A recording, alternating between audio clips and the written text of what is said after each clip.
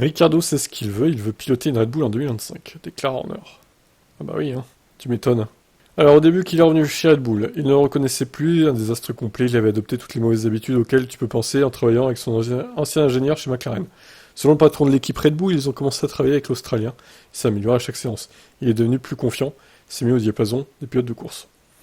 C'était très impressionnant, sachant qu'il n'avait pas conduit cette voiture, qu'il n'était pas monté dans une voiture depuis 7 mois. Au bout de son 3e ou 4e tour, il était descendu à un temps qui n'était qu'à une seconde de ce que nos pilotes réalisaient.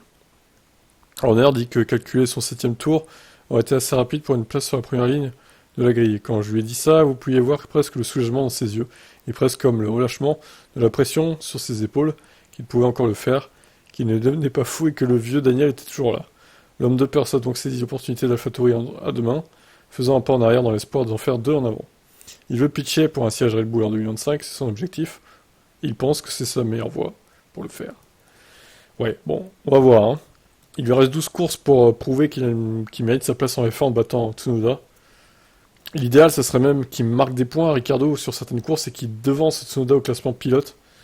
Bon, même si ça va pas être facile hein, avec la voiture qu'il va avoir entre les mains, mais bon. Allez, à lui de nous prouver qu'il mérite sa place encore. Ciao.